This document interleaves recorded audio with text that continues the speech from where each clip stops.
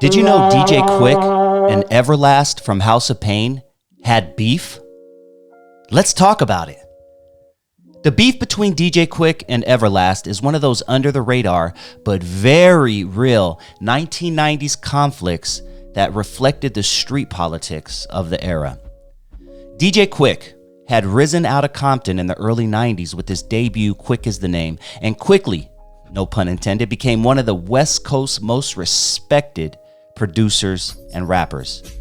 His affiliation with the Treetop Pyrus was no secret, and he often brought that street authenticity into his music. EVERLAST came out of the Cypress Hill Soul Assassins orbit, with House of Pain. Their debut single, Jump Around, in 1992 became a smash. House of Pain leaned into an Irish tough guy aesthetic, but were very tied to LA gang and graffiti culture. So how did the beef start between DJ QUIK and EVERLAST?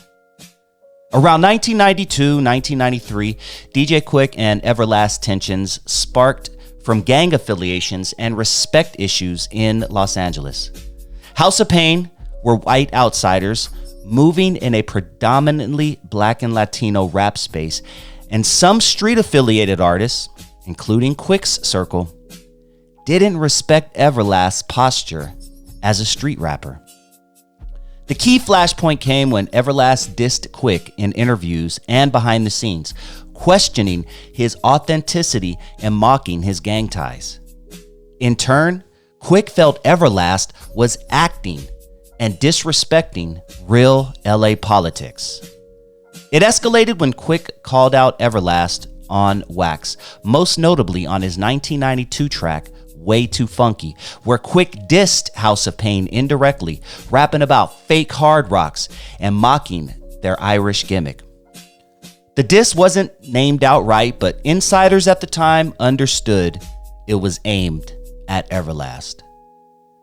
EVERLAST fired back with comments and subliminals on House of Pain's 1993 album, Same As It Ever Was. The track Word Is Bond contained thinly veiled shots at QUIK, dismissing, quote, phony studio gangsters. Unlike some rap beefs, this wasn't just lyrical. Street crews on both sides clashed. House of Pain rolled with Cypress Hill and Soul Assassins, who had their own weight in LA. QUIK's camp included Bloods from Compton, and there were reports of physical altercations backstage at shows. One often circulated story is that QUIK and EVERLAST actually fought at a music industry party in the early 90s. Some accounts say EVERLAST stood his ground, and others say QUIK's crew overwhelmed him. The details are hazy, but everyone agrees it got physical. The beef cooled down by the mid-90s. Both artists moved into different phases in their career. QUIK focused more on production and kept making solo albums, while EVERLAST reinvented himself as a solo act, moving into acoustic rap rock with Whitey Ford Sings the Blues in 1998. By the late 90s, the beef was basically dead. QUIK and EVERLAST never collaborated, but the tension subsided as both matured and focused on their music careers rather than street-level conflicts. Unlike QUIK's more famous beefs with MC8, the EVERLAST conflict never boiled over into full-blown diss records on both sides. But it was very real in LA hip-hop circles and had more to do with respect, gang politics, and authenticity than sales or commercial rivalry. But what do you think about this little-known beef between DJ QUIK and EVERLAST? Did you know they were going at it like this? At the time, I had no idea. QUIK has always been one of, if not my favorite, all-around artists. I've always respected EVERLAST for his hustle and for the fact that he's a damn good musician. Don't let that jump around thing fool you. EVERLAST can sing, and EVERLAST can play instruments, and he ended up creating a sound that at the end of the day was pretty unique. Imagine this for a quick second. Imagine if EVERLAST and DJ QUIK released a project together. That would have been sick. But what do you guys think? I'd love to know your thoughts. Comment down below. And please hit that like button if you haven't already. And if this is your first time joining the channel and you like what you hear, please hit that subscribe button. And if you enjoyed this video, you just might appreciate this bonus clip I'm about to play for you right now. Such a great album, and this is where we got introduced to Second to None. And High C was on this album as well. Shout out to High C. I really enjoyed his music back in the day. And shout out to Tony A and Rhodium Radio out there. Before we move on, I'm going to ask you to hit that like button if you haven't already. And if this is your first time joining the channel, please hit that subscribe button. So yes, after this DJ QUIK album, I was hooked. I was like, all right, I need more from this guy. When he comes out, he was on my radar. I was like, I already dig him. I already dig him. You know, I was constantly looking for new music from him. And shortly after QUIK is the Name, he released Way Too Funky. Way Too Funky had a couple of joints on there that I really dug. And I was so in love with the first album. I'm keeping it real. I was so in love with the first album that I didn't really dig Way Too Funky back then. Now I appreciate it, but I didn't care for it. I was like, nah, I like his first album better. I was comparing him to his first album. That's all going to change. Don't get me wrong. Because personally, as QUIK got older around this time, he got much better. So I'm going to talk about that in a bit. But the song on here that caught my ear, first off, love it. Recorded the video. I remember watching the video on the box and every video channel there was. Just Like Compton. It's like that shit QUIK talking about in the record, Just Like Compton. For instance, one night we doing a show and I seen a dude had on this green. I never forget what color he had on, green with his chain and shit. He was doing this thing or whatever. Then he was in the show, enjoying the show, singing our shit. I think that was San Antonio, if I'm not mistaken. We came out and dude was laid out, man. We shot in the dome like somebody got him and domed him out there. And he was like, damn. And then we was trying to get out the building.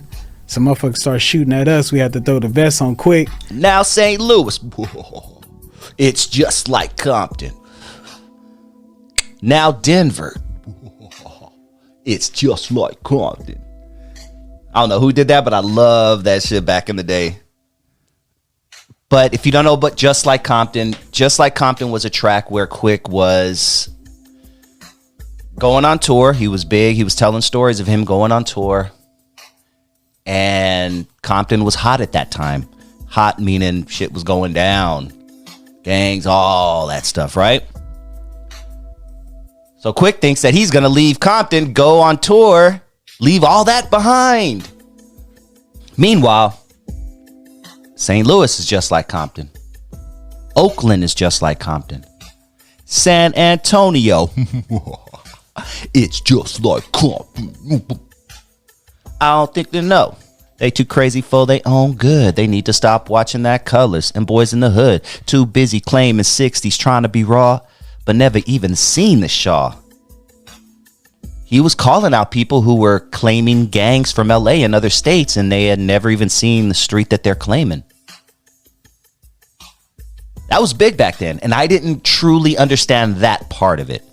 I understood him going to other cities and them being rough and things like that, being like, because I knew about Compton already at that point, but I didn't get lines like that. Trying to be raw but never even seen the Shaw type lines. I was like, oh, okay, interesting. Okay, very interesting. He also had a quick groove on this, which was awesome. But like I said, this one, for whatever reason, it's a classic. It just never, you know what I mean? Like, it's my least favorite album. It's my least favorite QUIK album.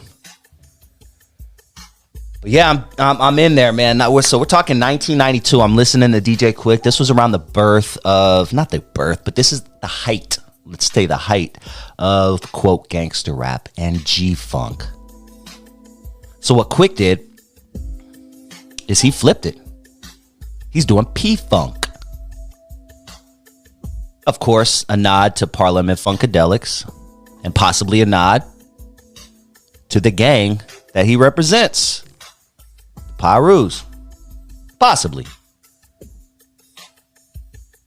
But 92 was a great year for music. 92 was a great year for music. I think I've gone on record saying 92 was probably my favorite year in music. 92, 93, 94. In my personal opinion, nothing is better than the music that came out in 92, 93, 94. And everybody wanted to be different. Nowadays, everybody wants to sound the same. They want to sound like what's hot. Back then, EPMD didn't sound like Outkast. Too Short didn't sound like Wu-Tang Clan. 3 6 Mafia didn't sound like Uncle Luke. They all had their different styles, and that's what I loved about this time. You weren't feeling Black Moon? Hey, there's this guy out of Chicago. He goes by the name of Common. Check his album out. Everybody had their own style. And DJ QUIK had his own style. You put a DJ QUIK beat on, and there's no doubt about it. It is a DJ QUIK beat, right? Am I right? There's no doubt about it. And his music just makes you want to have fun. Makes you want to dance. For the most part.